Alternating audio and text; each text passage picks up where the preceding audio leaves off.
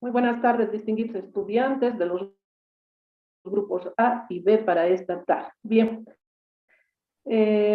me han mandado sus mensajes, también recibí un mensaje de Canatura indicando de que hoy hay tolerancia. Bueno, ustedes siempre están al día con las tolerancias, ¿verdad? Yo leí recién esa tolerancia. Bien, hay una tolerancia por las actividades que se puedan realizar esta tarde, pero nosotros, bueno, estaremos pasando hasta las 3:30 de la tarde, considerando también que un grupo esta mañana no pudo pasar clase porque tenía otra clase. Y bueno, entonces ayer yo suspendí el grupo también del grupo A, por tanto ahora estaríamos recuperando esta clase. Y como les digo, hasta máximo 3:30, ¿no? Ya de ahí ustedes son libres de tener alguna actividad que ustedes decidan junto con su familia. Entonces, por esa razón, estamos reemplazando esta clase, ¿no? Y bueno, tengo una preocupación y seguramente me va a ocurrir con los 3 paralelos, es de que, bueno, parece que se van a, en algún momento, tener cruces, no debería haber choque de horarios por el hecho de que los horarios que se me han asignado son los horarios que se nos han asignado desde Decanatura. En sí yo no estoy cambiando ningún horario, pero bueno, veremos cómo socializamos eso, pero sí es una preocupación porque también nosotros ya vamos a iniciar nuestras clases prácticas.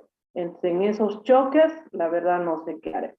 Por lo menos bioquímica tiene que pasar clases en la mañana, no podemos pasar en la tarde. Algunos ejercicios sí, pero por lo demás, en el manejo de muestras tiene que ser en la mañana. Como les digo, a ver cómo socializaremos. Espero que solamente fuera hoy día y que no nos ocurra esto los siguientes días, porque sí vamos a tener problemas para recuperar esos horarios, ¿no?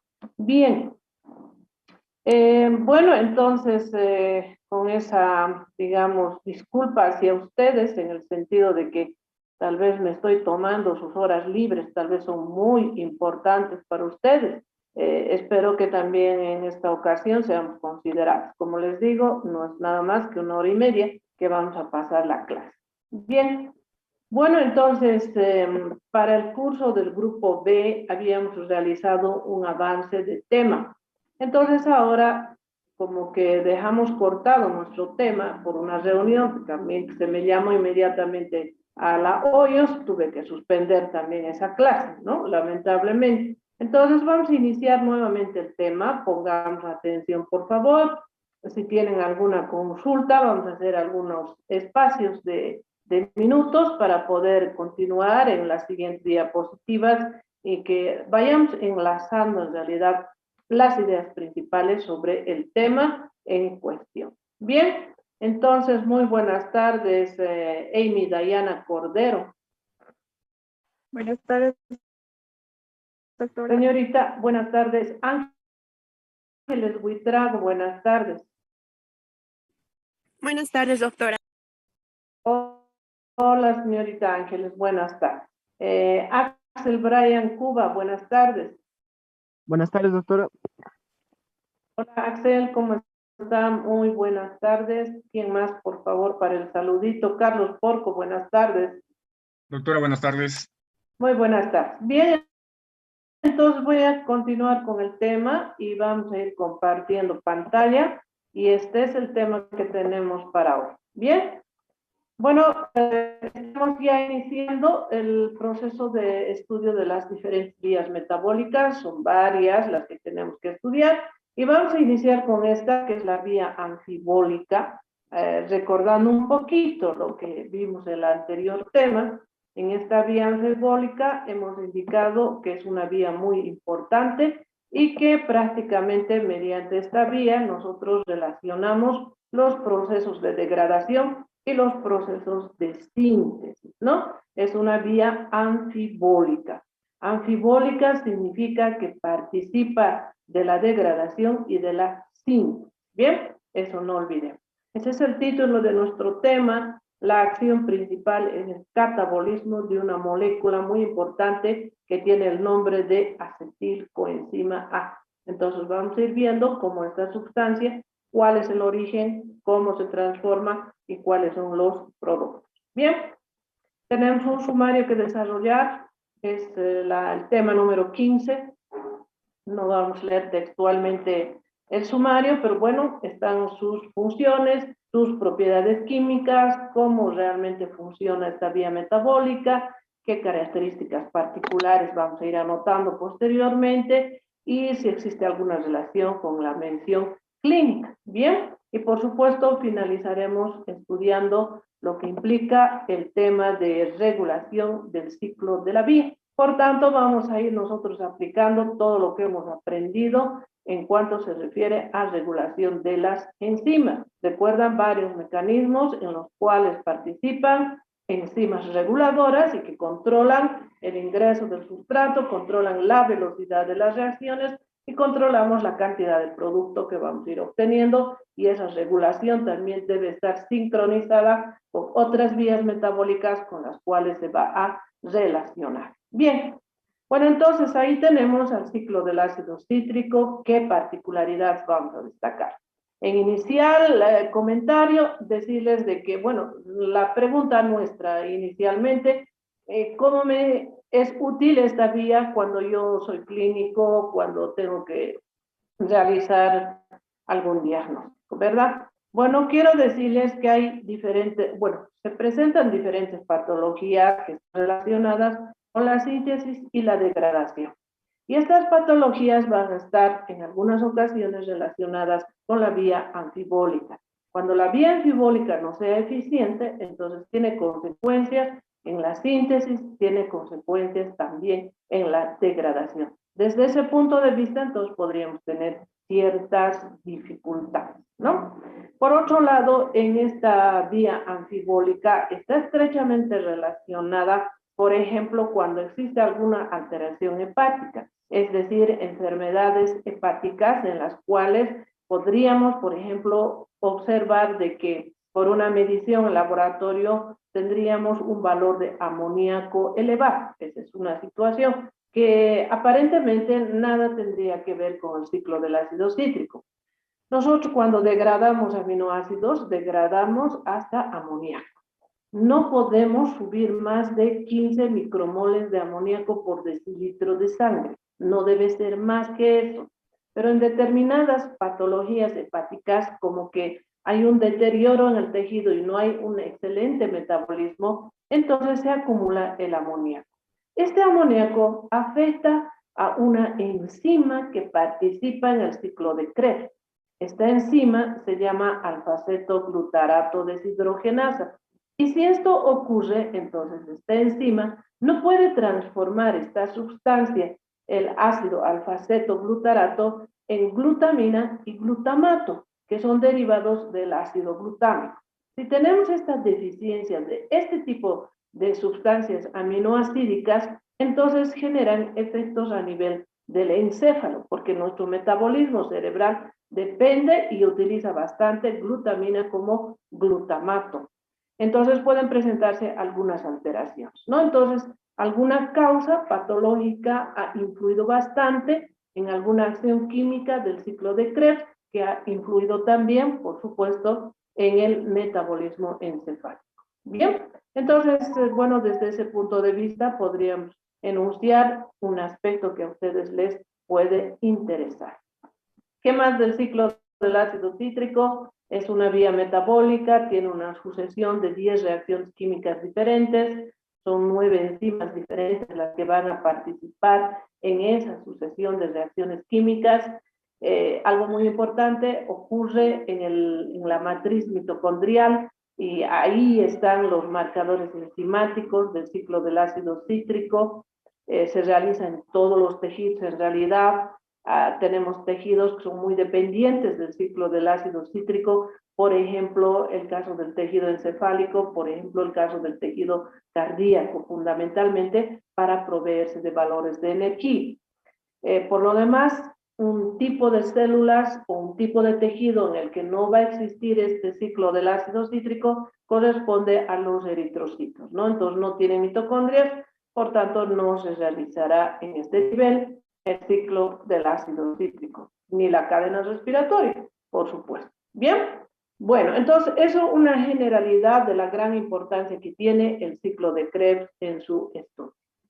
Este ciclo de Krebs tiene diferentes denominaciones, ¿no? Entonces, ciclo del ácido cítrico, ciclo de Krebs. Aquí como tenemos ahí escrito ciclo de Krebs. ¿Por qué? Porque este estudioso, este científico, pues ha estudiado las características de comportamiento de unos ácidos tricarboxílicos en la matriz mitocondrial y bueno, a la fecha seguimos estudiando el ciclo de Krebs. Entonces tiene su historia, por supuesto. Vamos a hacer una revisión de una tareita que implique cómo se investigó, ¿no? Cómo llegamos a todo lo que estudiamos ahora en el ciclo de Krebs, en qué tipo de unidades biológicas, cómo se ha estudiado. Bien, también recibe el nombre del ciclo de los ácidos tricarboxílicos, es decir, que tenemos la formación de ácidos tricarboxílicos durante esta actividad enzimática que concurre en nuestras diferentes vías, es decir, que concurre con diferentes enzimas que están participando a nivel de la matriz mitocondrial para dar lugar a la producción de sustancias que estaremos mencionando en su momento y que son de mucha importancia. Bien, varias son las reacciones que van a ocurrir. La principal mención es que se oxidan los residuos acetilo. Vamos a ir viendo cuáles son estos residuos acetilo. Participación de diferentes coenzimas, vamos a detallarlas propiamente en la vía.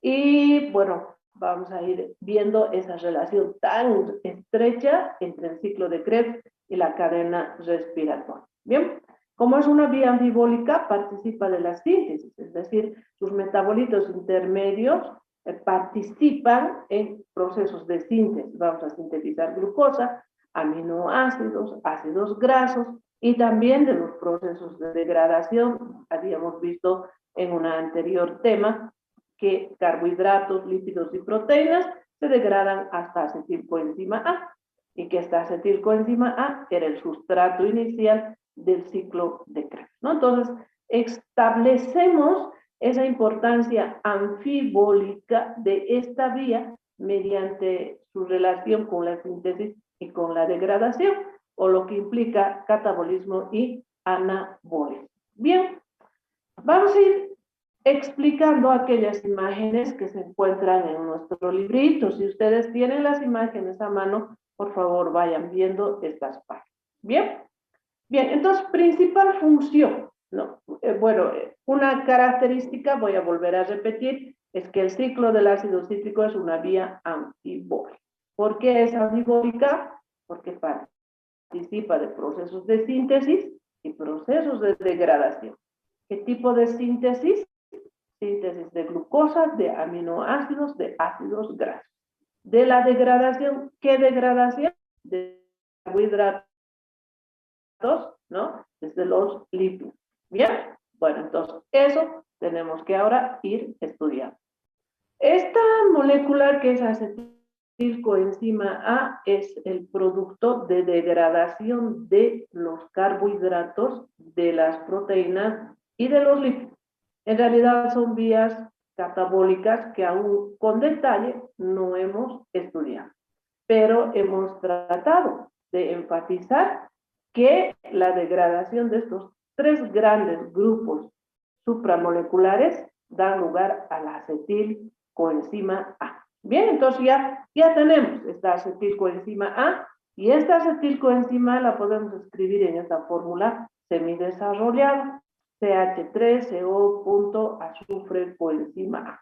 Entonces, esto ya implica para nosotros que tiene un valor energético, tiene un enlace de alto valor energético, como esos dibujitos que hemos hecho en el ATP, en el ADP, que implican alto valor energético de la misma manera. Bien, ahora nosotros vamos a tener la particularidad de quitar, de romper el enlace químico voy a hacer una rayita acá.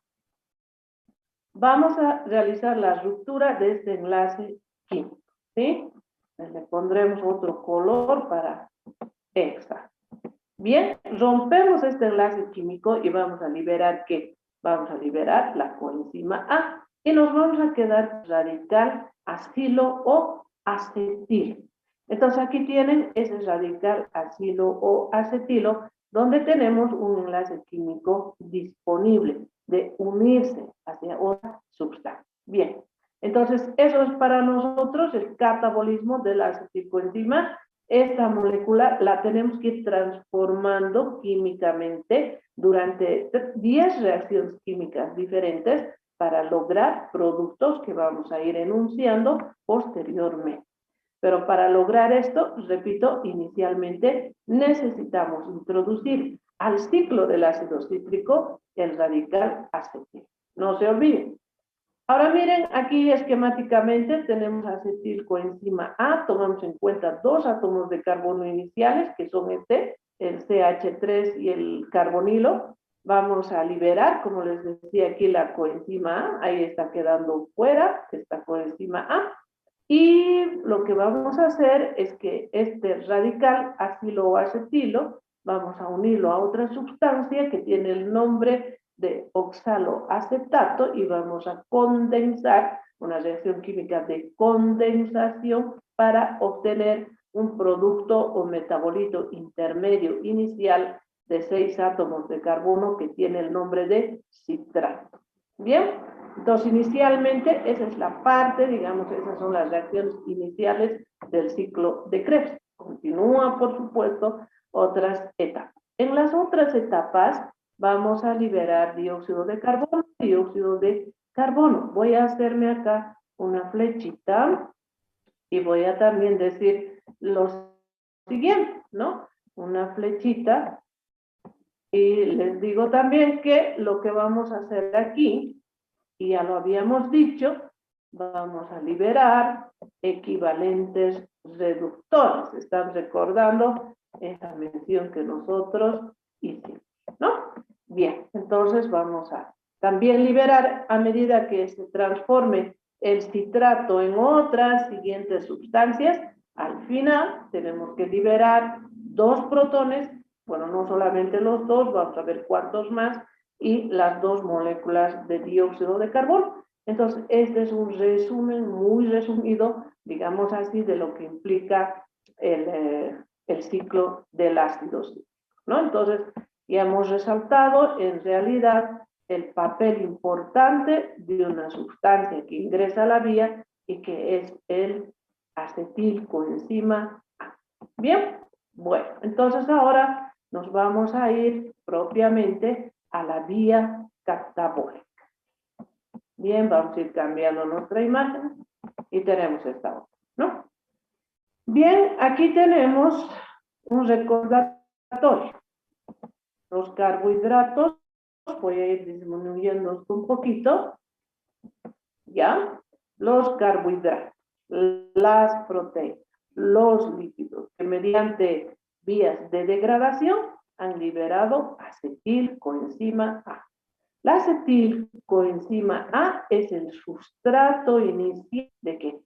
Es el sustrato inicial del ciclo de Krebs. Este círculo que vemos aquí, que parece muy complicado, ese es el ciclo de Krebs. Bien, bueno, entonces habíamos dicho que la acetilcoenzima A condensada a oxaloacetato, primero tenemos producción de citrato. Este citrato se va a ir transformando en muchas otras sustancias, pero sin embargo quiero indicar lo siguiente. Aquí tengo equivalentes reductores. ¿Vean? A ver, ¿dónde está mi flechita? Aquí miren, equivalentes reductores. Voy a marcarlo ahí. No me marca, ¿no? Aquí equivalentes reductores. Vean, aquí otro equivalente reductor. Aquí, aunque no está escrito, pero también aquí está.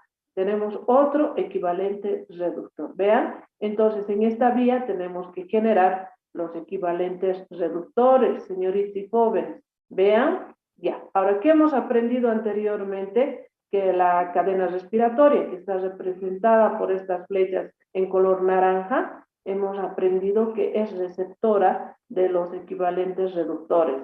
Es su sustrato inicial, si están recordando. Entonces, miren, son estos equivalentes reductores los que van a dar inicio a la cadena respiratoria. Ahí tenemos NAD, flavoproteínas, coenzima Q, citocromo B, C, etcétera, hasta llegar al oxígeno molecular. Paralelamente ocurre la fosforilación oxidativa. Bien, entonces de esta manera nosotros vamos a lograr obtener también valores energéticos de ATP con el ciclo del ácido cítrico, pero no lo vamos a obtener directamente en el ciclo. Caso contrario, lo vamos a obtener en esta relación de estos equivalentes hacia la cadena respiratoria y, por supuesto, en cuanto es la fosforilación, vamos a ir generando moles de ATP. Bien, bueno, en esa situación, entonces ya estamos nuevamente estableciendo esa relación con los equivalentes reductores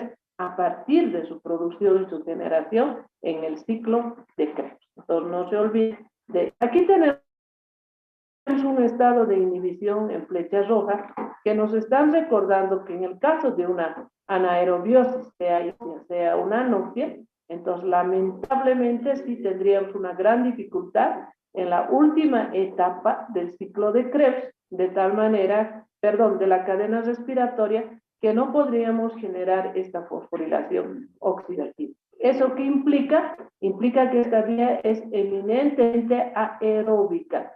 Requerimos de oxígeno molecular porque estas capturas de equivalentes reductores tienen que realizarse. Entonces, eso con la cadena y con la fosforilación. Y por otro lado, vean aquí los dióxidos de carbono que estamos liberando a partir de este ciclo de Krebs. Bien. Ahora sí tenemos aquí propiamente el ciclo de Krebs. Bien. Y vamos a particularizar bastantes detalles necesarios e importantes. Voy a ver quiénes quieren entrar, pero yo no sé por qué razón no logro introducir los nombres. Nos damos unos segunditos, no hay nada. Ahí está. Bien. Bueno, este es el ciclo de Krebs. Yo les presento ahora al ciclo de Krebs. Vean la lámina de su imagen en el libro.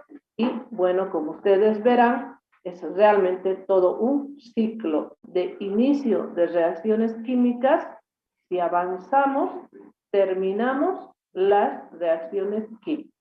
El inicio está el ingreso de acetilcoenzima A, que se condensa a esta otra sustancia, que es el oxaloazúcar. Al condensarse ambas sustancias más una hidratación por parte de moléculas de agua, inicialmente tenemos el citrato.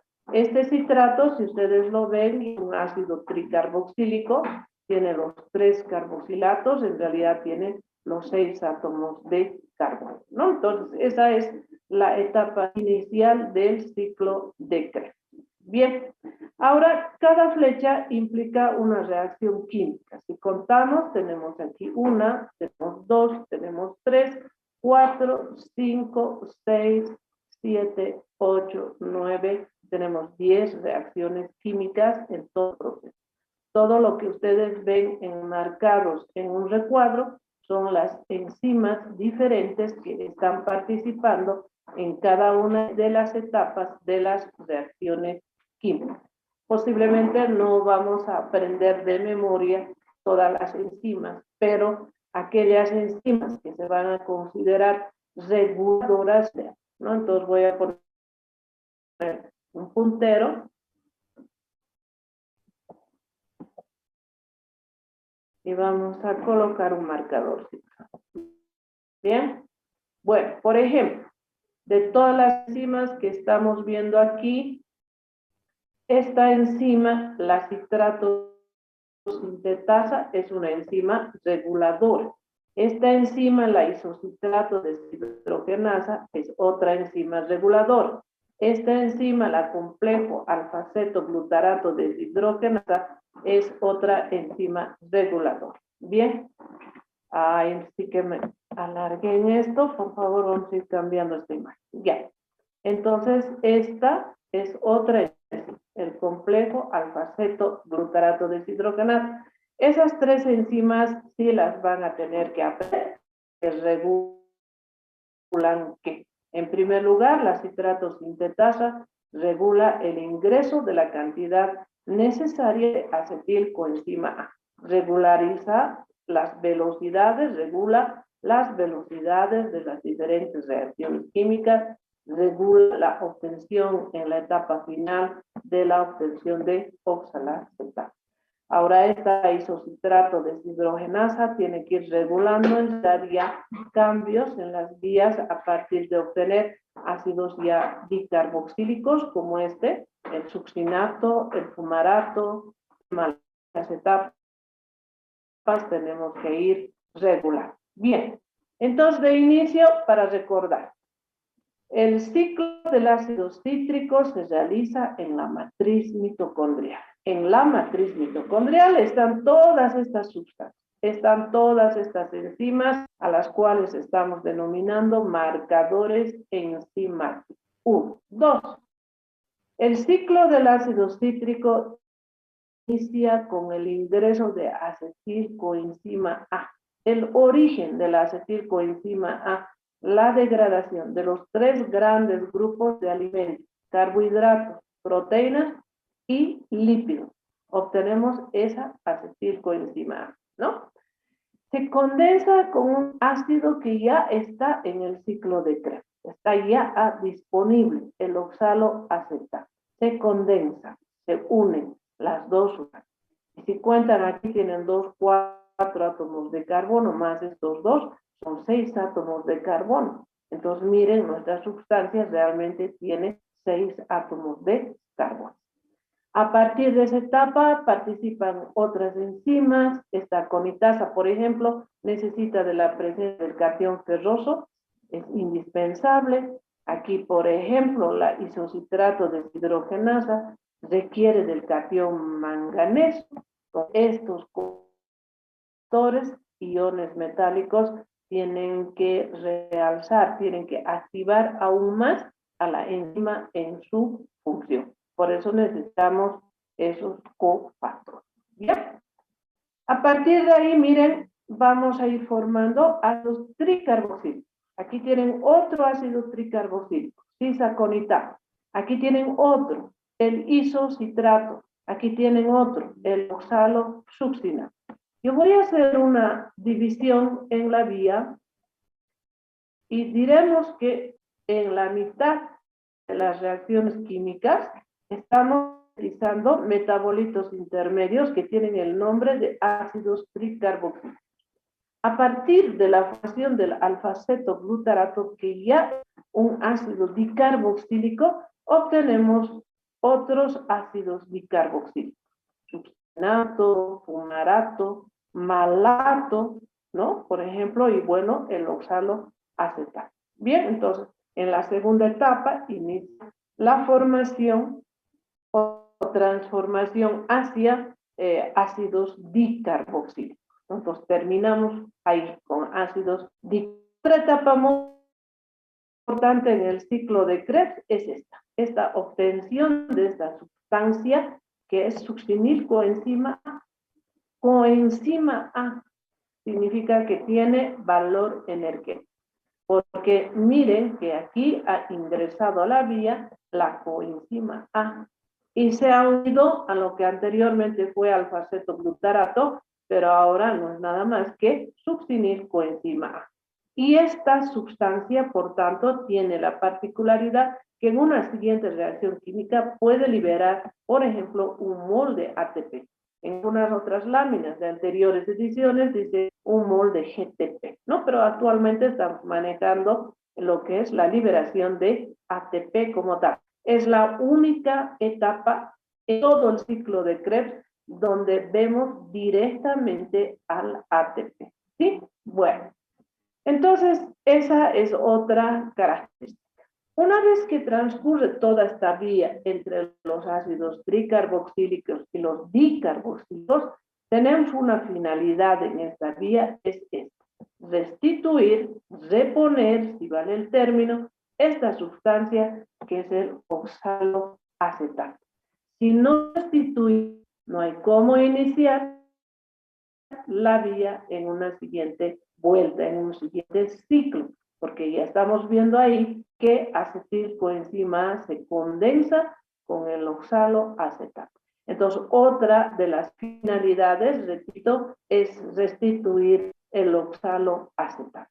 También vamos a estudiar posteriormente que en la vía de la glucólisis también podemos generar a través de esa vía, y veremos en qué etapas, una pequeña cantidad de oxaloacetato que ingresa también a este ciclo de Krebs. Entonces, en forma permanente, mantenemos un valor constante de oxaloacetato, muy indispensable. Bien, bueno, entonces esa reflexión al momento que sería para esta nuestra vía. Voy a ir borrando ahora todo lo que he ido marcando para evitar confusiones, para seguir aclarando otros varios aspectos. Bien.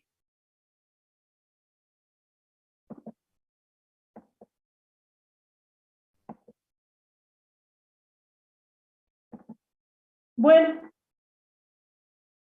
Bien, entonces esos son algunos aspectos. Ahora, un siguiente aspecto que tenemos que tomar en cuenta. No estoy haciendo un análisis de cada una de las fórmulas químicas, es decir, cómo es la fórmula, cuántos átomos de carbono tiene, si tiene doble enlace, simple enlace, si tiene hidroxilo, si tiene cetónico en la estructura. No estoy ya haciendo ese análisis, ¿no? Ustedes ya irán revisando la vía solamente para visualizar químicamente cómo es una determinada fórmula, un poco para que se ubiquen qué tipo de sustancia orgánica es. En este caso son ácidos orgánicos, todos son ácidos orgánicos, exceptuando incluso succinilcoenzima A, que, bueno, tiene grupo funcional ácido, pero tiene también un carbonilo y ha unido una coenzima. Aquí podemos ver, por ejemplo, ¿verdad? Es en esa excepción. Por lo demás, bueno, sustancias químicas orgánicas. ¿Hay aquí sustancias o elementos químicos? Claro, están el catión hierro, está el catión de manganeso, que contribuyen como cofactores a la eficiencia de la actividad catalítica, por ejemplo, de lo que es la enzima aconitasa y lo que es la enzima isocitrato deshidrogenasa. Bien, ahora vamos a realzar otra particularidad muy importante. Primero, hemos dicho de que una vez que transcurre esta vía a nivel mitocondrial, el primer producto son los equivalentes reductores, porque tienen que ser capturados en la cadena respiratoria. ¿De dónde y cómo surge? Veamos entonces. Aquí tenemos una enzima que es la isocitrato deshidrogenasa. Aquí nuevamente isocitrato deshidrogenasa. Pero estas enzimas están acompañadas de una coenzima. Ahí está. Una coenzima NAD oxidada y luego que se reduce. Lo propio aquí, vamos a ir viendo. La alfa-cetoglutarato deshidrogenasa acompañada por el NAD oxidado, que luego aquí tenemos a la enzima succinato deshidrogenasa acompañada del FAD oxidado y se reduce a FADH, ¿no? En esta etapa final, la malato deshidrogenasa acompañada del NAD oxidado para obtener un estado reducido del NAD. Entonces ahí donde he marcado, estamos transformando nuestra coenzima, que ingresa junto a las deshidrogenasas para facilitar su eficiente actividad catalítica. Y de esta manera, entonces, esa coenzima que estaba oxidada ahora está reducida. Al estar reducida, entonces liberamos estos equivalentes reductores.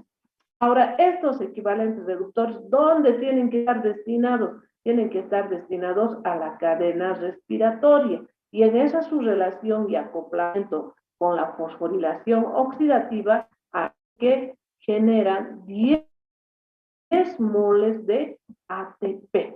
Pero si vemos acá la vía como tal, pues aquí directamente no estamos observando ATP, ¿verdad? Excepto en esta etapa, pero por lo demás la tenemos que obtener a partir de la fosforilación oxidativa. Bien, entonces por cada NAD, 3 moles de ATP. Aquí tenemos utilizando, aquí tenemos 1, aquí tenemos 2 y aquí tenemos 3. Serían 9 moles de ATP y por cada faz tenemos 1 mol de ATP. Entonces tendríamos 10 moles de ATP. Ahora, esta vía, señoritas y jóvenes, no es una vez que ocurra una única vez. Termina, inicia. Yo honestamente he buscado información por curiosidad para ver cuántas veces el día ocurre esta relación de ciclo. No he encontrado una información, pero sí sabemos que ocurre terminando, empezando, como todavía. Entonces, imagínense la gran cantidad de ATP que vamos a ir produciendo. Esto solamente 10 moles de ATP transcurren en un ciclo. Son varios ciclos, entonces tenemos muy buena cantidad de ATP produciendo a partir de estos equivalentes reductores que obtenemos en este ciclo de Krebs. Bien, entonces, en cada ciclo, 10 moles de ATP. Bien, entonces nuevamente voy a ir borrando, por favor tengamos paciencia, porque caso contrario, pues vamos a tener muchas escrituras y nos vamos a ir confundiendo. Bien, entonces los NAD que se queden nomás ahí, para ir recordando cuáles es su importancia. Ese es un aspecto que hemos enunciado. ¿Qué más vamos a hablar de esta vía? De esta vía, entonces tenemos que recordar que esta vía tiene que estar regulada. Es su eficiente en relación con tanto la síntesis como con la degradación. Entonces quiero indicarles inicialmente que para la regulación de esta vía para ser regulada, ser eficiente, tiene que estar regulada indirectamente por la cadena respiratoria y de la fosforilación oxidativa. No nos olvidemos que son estos equivalentes reductores que van a ir a la cadena respiratoria. Por tanto, estamos entendiendo que la cadena respiratoria tiene una necesidad, una concentración suficiente de equivalentes reductores. Entonces, ¿cuánta necesidad tiene esta cadena respiratoria para realizar todas las acciones que se realizan en ese nivel? La bomba de protones, la ATPasa, etcétera. ¿Cuánta es esa necesidad en ese nivel? Dependiendo de esa necesidad, entonces tiene que solicitar, si vale el término, la producción de equivalentes reductores de esta vía. Entonces, de acuerdo a la necesidad respiratoria y fosforilación, vamos a tener que indirectamente regular al ciclo de Krebs. Es decir, el ciclo de Krebs no puede producir equivalentes en desorden, ¿no? Unos días u otras vueltas una gran cantidad, otros días poquito, no es así, ¿verdad? Sino que tiene que dar respuesta a la cadena respiratoria y en esa función, entonces esto tiene que tener un equilibrio regulado por la cadena y por la fosforilación oxidativa, ya que ambas se encuentran en el nivel mitocondrial, ¿no? Bien, esa es una forma de regular. Tenemos que decir que este control respiratorio tiene que estar en relación a la disponibilidad de ATP, la disponibilidad tenemos NAD ingresando, entonces estamos también en esta vía en dependencia de una disponibilidad suficiente necesaria de coenzimas para que hagan eficiente de las enzimas de hidrogenasas, porque si yo apunto a la fumarasa, estudiantes, aquí no veo, ¿verdad? Ninguna coenzima, ningún cofactor. Es que estas enzimas pues, son eficientes de por sí mismas y no requieren digamos, la contribución o de un cofactor o de una coenzima. Entonces, miren, varias enzimas están ahí. Esta enzima requiere de hierro, la conitasa. En este caso, citrato de deshidrogenasa requiere de manganeso, pero es solamente eso, que hace eficiente actividad catalítica, pero en el caso de las coenzimas tenemos otra razón muy importante, es producir estos equivalentes reductores, ¿verdad? Bien, entonces también tenemos una dependencia de la disponibilidad del NAD, muy importante, ¿no? Que tenga una relación, una correlación a la actividad de las enzimas deshidrogenadas. Tenemos que sintetizar NAD, por supuesto, vamos a requerir de varias vitaminas del grupo B para realizar una eficiente síntesis de este tipo de coenzimas y que sean eficientes las deshidrogenasas que participan con esta contribución catalítica. Bien, entonces disponibilidad de NAD también necesitamos, y necesitamos una disponibilidad de ADP, pero ustedes me dirán, pero yo aquí yo no veo al ADP, esto en esta etapa, ¿no? En esta etapa. Pero esta etapa se traduce también donde en la misma matriz mitocondrial, donde vemos que el ADP más el PI forman el ATP y luego ya al ATP le damos las diferentes utilidades, ¿no? Sin embargo, necesitamos pues una disponibilidad de ADP a la SINP a través de este ingreso de los equivalentes reductores. Bien, eso en cuanto a esas coenzimas y su participación con las deshidrogenasas. Les tengo un resumen al final de la regulación. También tenemos una regulación por inhibición alostérica y por activación alostérica también, ¿no? Por ejemplo, el citrato, aquí que ahí al citrato, es un inhibidor alostérico de la enzima. Si no es necesario mayor cantidad de citrato y es necesario una disminución de la velocidad de las siguientes reacciones químicas, entonces el citrato inhibe alostéricamente a la enzima reguladora, que es la citrato sintasa, por ejemplo, ¿no? También el ATP es un inhibidor de citrato sintasa, porque si no se requiere energía en algún momento dado de nuestro metabolismo y nuestro organismo, sea que exista alguna patología, sea que estemos en reposo, por ejemplo, entonces, en esas circunstancias, por siempre tendremos que disminuir la velocidad de las reacciones porque también tenemos que hacer un ahorro energético, por supuesto.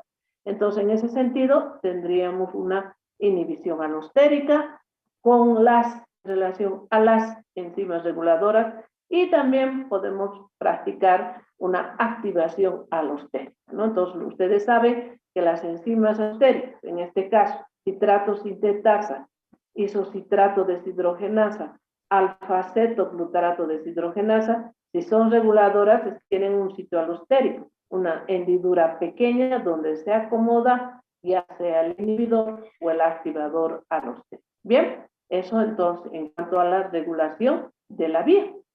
Ahora, esta vía puede ser alterada en su velocidad de reacciones, puede generar consecuencias en la síntesis, en la degradación, en la cadena, sí puede ser.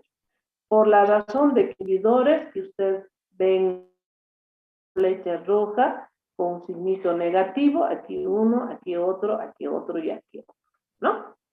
Estos inhibidores, en su mayor parte exceptuando alonato, ¿no? Son sustancias tóxicas que se encuentra en diferentes materiales químicos donde podemos exponernos por trabajar con esas sustancias químicas o exponernos accidentalmente con estas sustancias o también inhalarlas o en su caso también llevarlas por vía oral accidentalmente. Entonces sí, vamos a generar una intoxicación. Y esta intoxicación directamente sus efectos se van a manifestar principalmente en el ciclo de Krebs.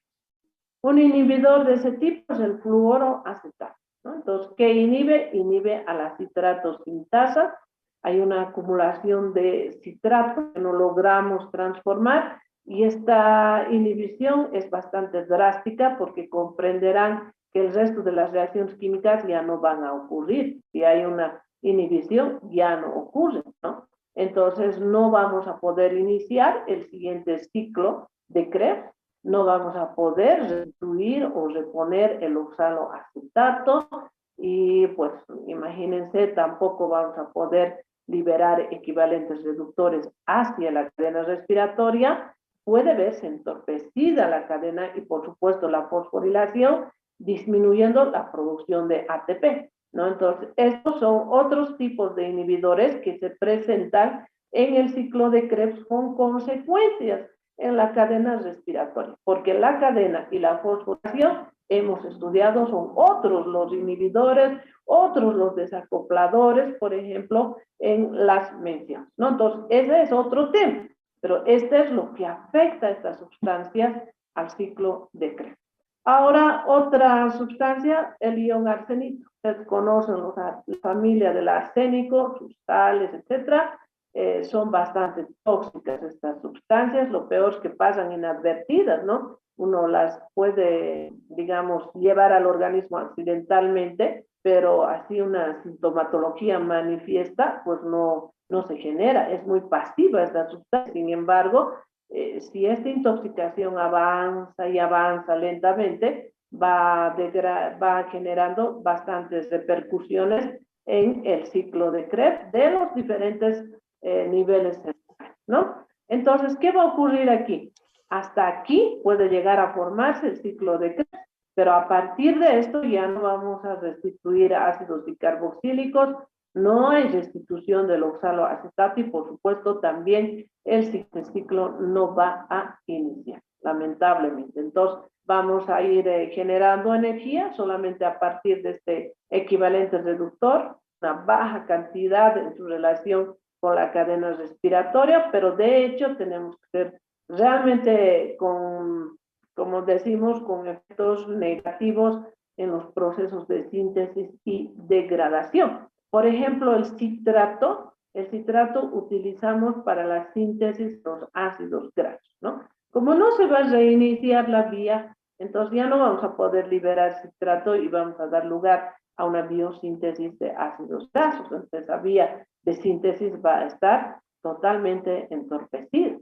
El oxaloacetato es muy importante para ingresarla a esta vía que es la gluconeogénesis y sintetizar glucosa en esta otra vía. Pero si no vamos a restituir oxaloacetato, no va a poder conducirse la gluconeogénesis por muy liberación hormonal que tengamos, etcétera, totalmente se entorpece la situación, ¿no? Bien, otro inhibidor es el malonato, es una sustancia orgánica, no es malato, no hay que confundirla. El malonato tiene semejanza química con lo que es el fumarato y el succinato, ¿no? Entonces, miren, hay una competencia, es decir, inhibición competitiva porque estas dos sustancias tienen semejanza química. Entonces, el succinato normalmente debe transformarse en fumarato, pero si hay mayor concentración de malonato, entonces succinato no se transforma en fumarato. El malonato es el que se acomoda en el sitio activo de la enzima, ¿no? E inhibe la participación de succinato, ¿no? Lo de bueno es que esto es reversible, es decir, si aumenta la concentración del succinato, entonces se desplaza el malonato y produce normalmente las reacciones químicas. Entonces, muy brevemente existiría este tipo de inhibición. Por otro lado, el amoníaco es inhibidor propio de la vía, pero hace rato yo les había dicho que si existen enfermedades hepáticas, lamentablemente los aminoácidos van generando mayor cantidad de amoníaco y este amoníaco pues impide la acción de alfa-cetoglutaro deshidrogenasa, impidiendo la formación de glutamina, de glutamato para ser transportados al tejido cerebral y ahí cumplir funciones metabólicas, ¿no? En ese caso, entonces, estaríamos estableciendo una implicación de esta sustancia en mayor concentración que deteriora la actividad del alfa-acetoglutarato deshidrogenasa. Bien, esos son entonces los inhibidores. Ahora, esta vía metabólica también tenemos que tomar en cuenta los intermediarios anfibólicos que normalmente se transforman en otras sustancias químicas. Es una pregunta de examen donde decimos cuáles son los intermediarios anfibólicos que se transforman en aminoácidos o los aminoácidos en su etapa de degradación se transforman en intermediarios anfibólicos. ¿Cuáles son? Bueno, entonces vamos a ir anotando. Estos intermediarios corresponden al oxaloacetato, corresponden al succinato, corresponden a alfa-acetoglutarato. Bien, los que están más relacionados con los aminoácidos, ¿no? Aunque también vamos a ir mencionando otras sustancias. Y el citrato utilizamos para la síntesis de ácidos grasos, o el oxaloacetato, fuera de transformarse en aminoácidos, neogénesis, al ingresar se transformará en glucosa. Bien, bueno, hasta esta parte estamos relatando todo lo que tiene de importancia esta vía del ciclo del ácido cítrico. Ahora yo quiero preguntarles si existe alguna consulta por parte de algún estudiante para continuar. Dígame usted.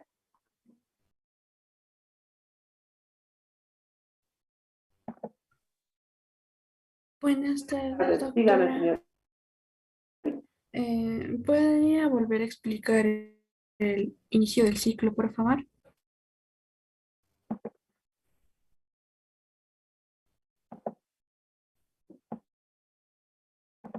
Bien.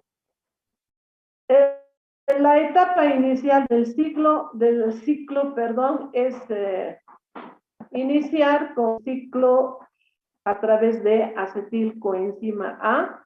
La acetilcoenzima A la obtenemos de la degradación de los carbohidratos, de las proteínas y de los azúcares.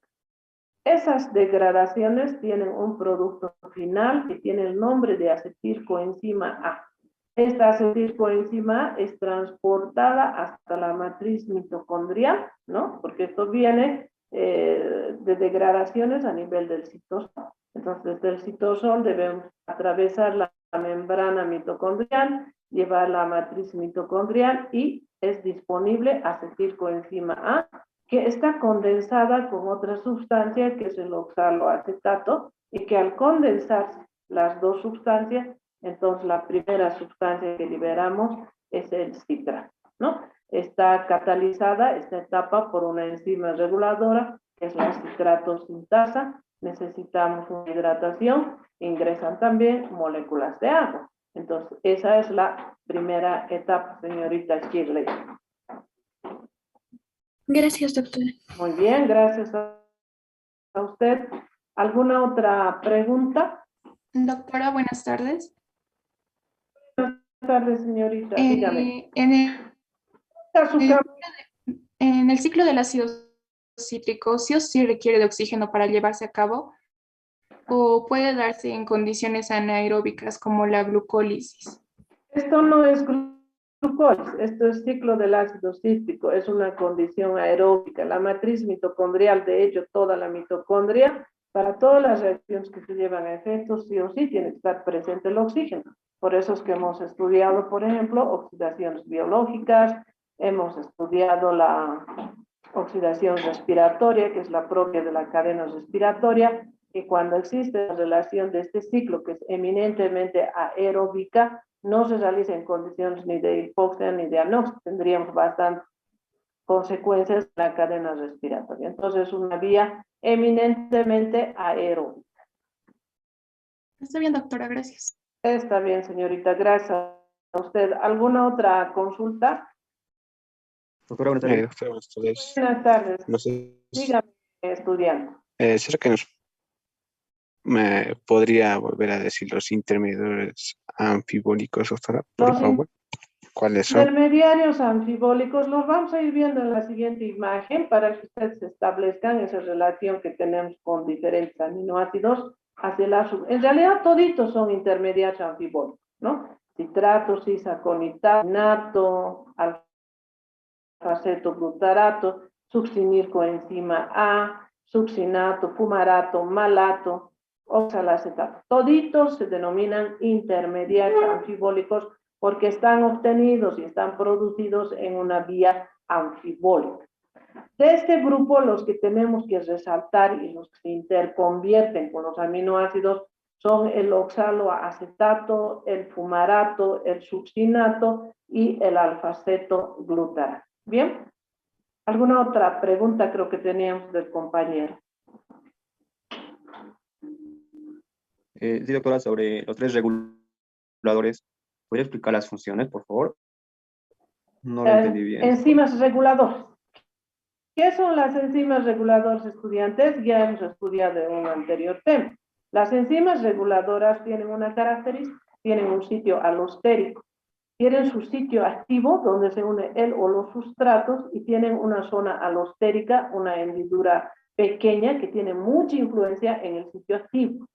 Y en esa hendidura pequeña se une otra sustancia química que puede ser un inhibidor alostérico, es decir, disminuye la actividad catalítica de la enzima reguladora, o un activador alostérico que incremente la actividad catalítica de la enzima. Por ejemplo, la citrato sintasa es inhibida por una sustancia de su propia familia, digamos así, ¿no? El citrato.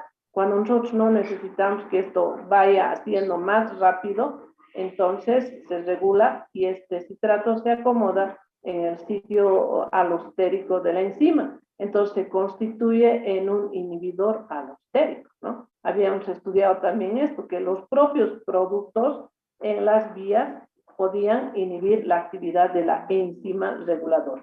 Aquí tenemos varias enzimas, no todas son reguladoras. En los puntos clave de las reacciones químicas están estas enzimas reguladoras: citrato sintetasa, isocitrato deshidrogenasa y alfaceto glutarato deshidrogenasa.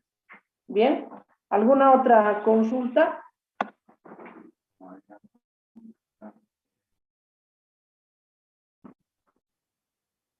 No hay más consultas, ¿no? Bien, entonces vamos a irnos a la siguiente situación. La inhibición competitiva por el malonato, no el malato. El malonato es para mostrarles la relación que existe entre estas dos sustancias químicas. El malonato de 3 átomos de carbono, 2 ácidos carboxílicos, de 4 átomos de carbono, 2 ácidos carboxílicos. La semejanza está en la presencia de los grupos funcionales carboxílicos, ¿no? Entonces, por esa situación se realiza esa inhibición competitiva. Ya les decía, si aumenta la concentración del malonato, desplaza a succinato, pero lo de bueno que es reversible. Aumentando la concentración de succinato, desplaza el malonato. Entonces vuelve a su normalidad las reacciones químicas. Bien, ¿qué vitaminas se requieren para el ciclo de Krebs? Es decir, ¿qué vitaminas son indispensables para la síntesis de las diferentes coenzimas? El NAD y el PAN. Entonces ahí tenemos la vitamina B1, que es la tiamina, la B2, la riboflavina, la B6, la piridoxina, la B5, el ácido pantoténico, necesitamos para la fracción de la coenzima A. También está la niacina, que no está escrito aquí, esta niacina en su forma de nicotinamida. Por eso que decimos nucleótido de adenina y de nicotinamida, ¿verdad? Entonces, esto tiene que estar provisto por la dieta para que nosotros podamos sintetizar estas coenzimas y sean eficientes la actividad catalítica del grupo de las deshidrogenasas. Si su dieta es deficiente en estas vitaminas o por algunas enfermedades o patologías intestinales no podemos realizar la absorción de este tipo de vitaminas, entonces no tenemos suficiente síntesis de coenzimas, las deshidrogenasas se hacen muy lentitas y la actividad catalítica no es eficiente en el ciclo de Krebs, generando influencias tanto en la síntesis como en la degradación y por supuesto en la cadena respiratoria. Por tanto, es muy importante considerar el tipo de dieta que tenga este tipo de vitaminas. ¿Qué aminoácidos están relacionados con los intermediarios anfibólicos del ciclo de Cretano, compañero? Y aquí quiero decirle que este grupo de aminoácidos, que lo tienen también en su librito, producen el alfa-cetoglutarato o se transforman, diré más bien, en alfa-cetoglutarato, o el alfa-cetoglutarato se transforma en esta sustancia.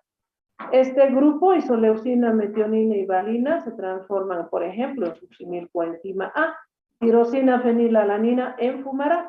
Y tenemos esta imagen en nuestro librito donde vemos todas estas relaciones e incluso tomando en cuenta algunas sustancias de la glucólisis que es el piruvato. Vean, tenemos este grupo de aminoácidos, no los voy a leer textualmente, que en la glucólisis se pueden transformar en piruvato, es decir, a través de la gluconeogénesis, y se transforman en el oxaloacetato, que junto con la acetilcoenzima A inician todo este proceso de la vía. Aquí tenemos lo que les decía, los intermediarios anfibólicos, ¿no? Aminoácidos a fumarato, por este lado aminoácidos a oxaloacetato, a coenzima A, aminoácidos A previamente glutamato o glutamina para generar el alfa-cetoglutarato, ¿no? Bien, por otro lado, en esta vía estamos produciendo el dióxido de carbono como otro producto final, y este dióxido de carbono tiene gran importancia, ¿no? Se une a las moléculas de agua en estos tejidos donde se realiza todo este acontecimiento químico y da lugar a la formación del ácido carbónico, el cual se disocia para constituirse un amortiguador de pH en el medio interno a nivel pulmonar, a nivel renal. Entonces es muy importante este dióxido de carbono que estamos liberando en este ciclo de Krebs.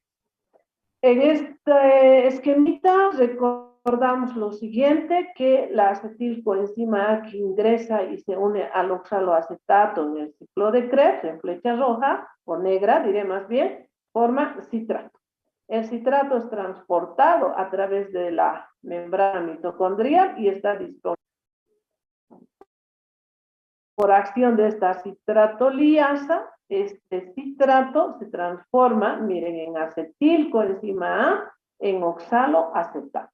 Este acetilcoenzima a nivel del citosol utilizamos para la síntesis de los ácidos grasos. Bien, entonces eso por supuesto vamos a estudiar en la lipogénesis, donde vamos a tocar con mayor amplitud este resumen de liberación de citrato para constituirse en la síntesis de los ácidos grasos. Esto ya lo hemos visto en realidad, y la regulación del ciclo del ácido cítrico, pues lo habíamos dicho, se realiza previamente mediante la cadena respiratoria o en relación a la dependencia de la fosforilación oxidativa, de la dependencia y disponibilidad del NAD y del ADP, que es muy importante, ¿no? Entonces, este es un resumen de lo que ustedes tienen también en su librito. Isocitrato, deshidrogenasa, citrato, sintetasa, alfa-cetoglutarato, succinato deshidrogenasa e enzimas que van a regular nuestra vía por regulación alostérica.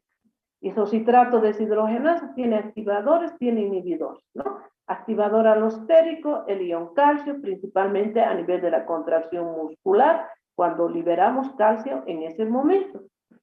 Su activador es el ADP, es el NAD. Su inhibidor es el ATP, es el NADH, ¿no? De la citrato sintetasa, su inhibidor es el ATP, son los ácidos grasos de cadena larga.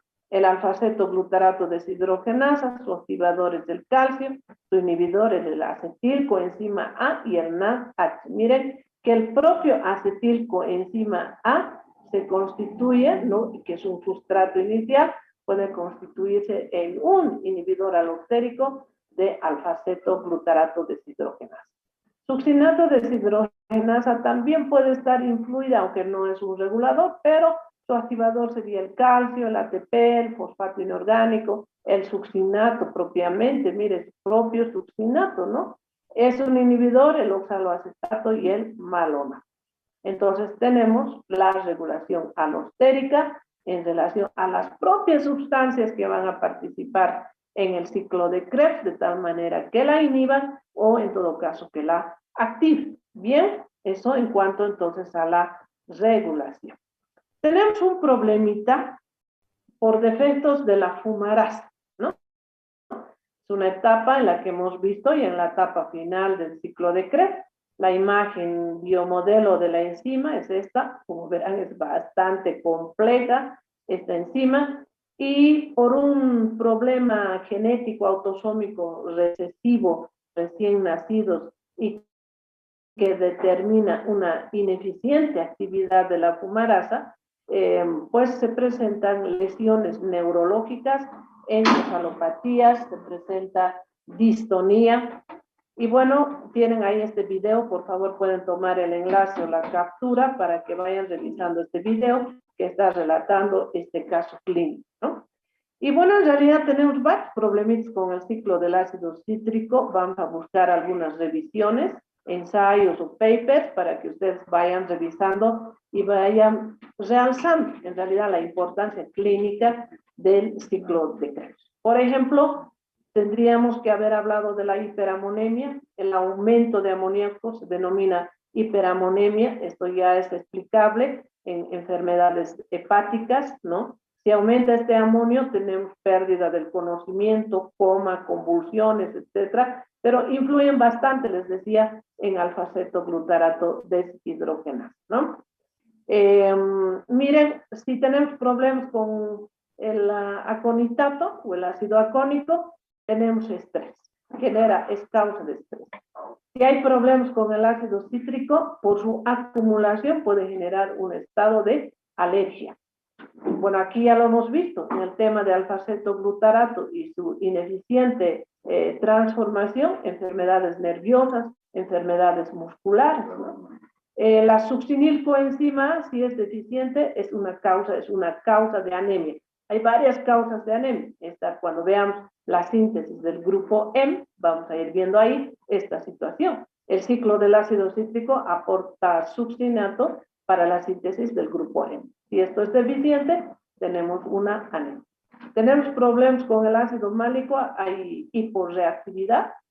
Si tenemos problemas con el ácido fumárico, su acumulación puede generar una intoxicación. Y así, vean, tenemos varios problemas que están relacionados por día en la acumulación de las sustancias cuando las reguladoras pueden haber sido inhibidas. Bien, bueno, entonces con eso yo termino el ciclo de Krebs. Y bueno, si tienen alguna otra consulta para terminar el tema.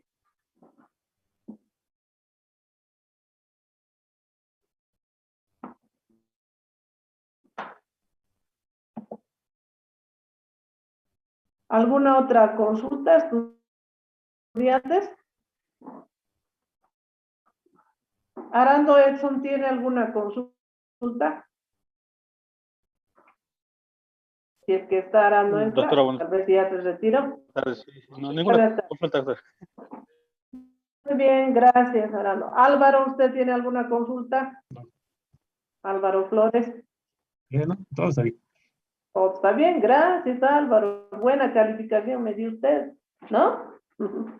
Bien, entonces me voy retirando. Día 24, grupo A, grupo B, todos tienen asistencia. Muy bien, nos vamos viendo la siguiente clase entonces. Muchísimas gracias, adiós para todos. Hasta luego, doctor. Hasta luego, hasta luego, hasta luego, hasta luego. Adiós, hasta luego.